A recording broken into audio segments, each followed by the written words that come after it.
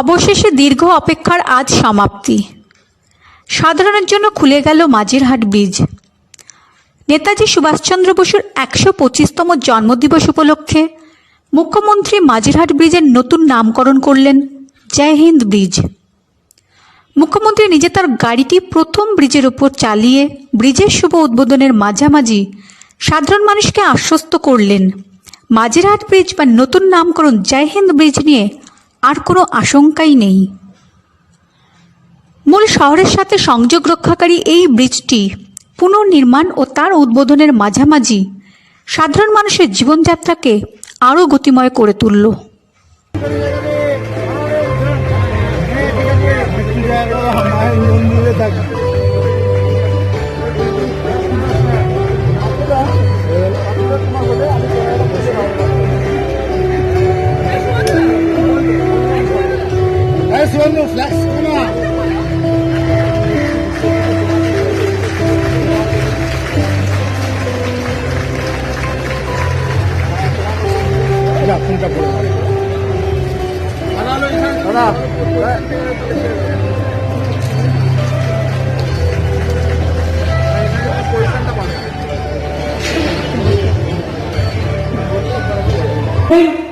জোকা, তারাতলা, মাঝেরহাট, দমদম থেকে শুরু করে ডালহৌসি থেকে শুরু করে দক্ষিণেশ্বর, নোয়াপাড়া, নোয়াপাড়া দমদম, দমদম বারাসাত, ব্যারাকপুর, একেবারে সল্টলেক থেকে পদাতিক, গড়িয়া, টোটালটা রাউন্ড করে এমন স্টেশন করে দিয়ে গেছি, মেট্রো এমন ভাবে করে দিয়ে গেছি যে আগামী 2 বছরের মধ্যে ট্রাফিক জ্যাম বলে কলকাতায় কোনোদিন মানুষ আর পাবেন না, এবং গাড়ি ঘোড়ার অসুবিধায় মানুষকে প্রবলেম কখন ফেস করতে হবে না।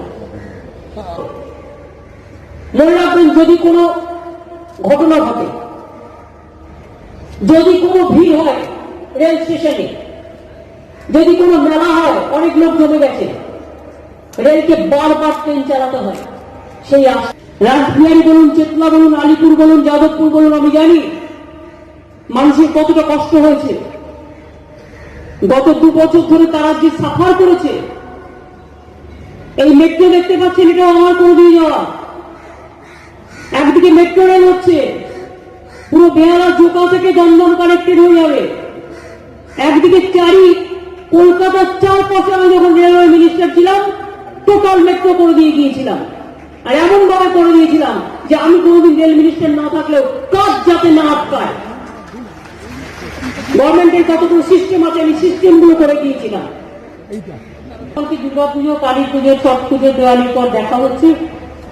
তাই আপনাদের সকলকে জানাই আমার অন্তরের অন্তঃস্থল থেকে অনেক অনেক অভিনন্দন। আমার সেই দিনটার কথা খুব মনে পড়ে ছিল। আমাদের অ্যাক্রিডিয়েশন কমিটি চেয়ারম্যান আমাকে হঠাৎ একটা খবর দেয়, বলে দেখো দেখো, মনে হচ্ছে মাঝেরহাটের ব্রিজটা ধসে গেছে বা কিছু একটা হয়েছে। 4 সেপ্টেম্বর 2018। আমরা সেদিন অনেক চেষ্টা করি, কোনোভাবে আসতে পারি না। পরের দিন সকালেই আমরা রওনা দিয়ে এখানে এসে পৌঁছাই বিকেল বেলায়। 3 জন মারা গিয়েছিলেন, মানে ডিপিআই চলছে, তাই তো? গণেশচন্দ্র এভিনিউ, নিউ মার্কেট, আপনারা জানেন নিউ মার্কেট তাতে কলকাতায় মানুষের সুবিধে হয়। তারাতলা, টালিগঞ্জ, আনোয়ার সরোর,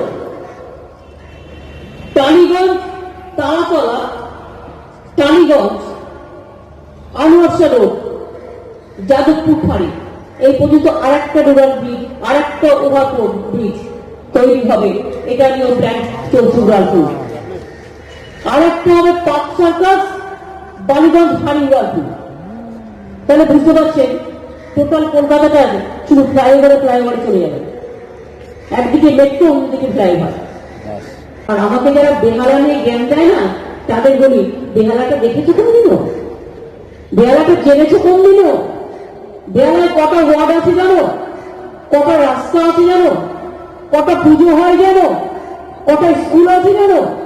কটা কলেজ আছে জানো?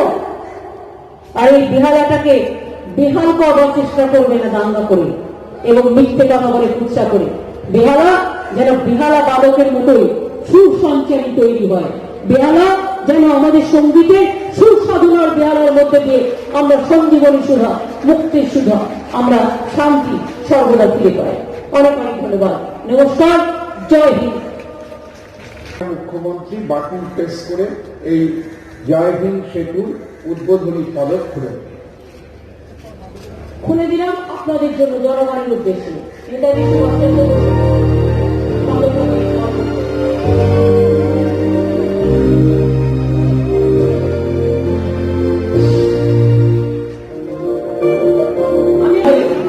আমি আগে দেখবো কি করেছি কাজটা।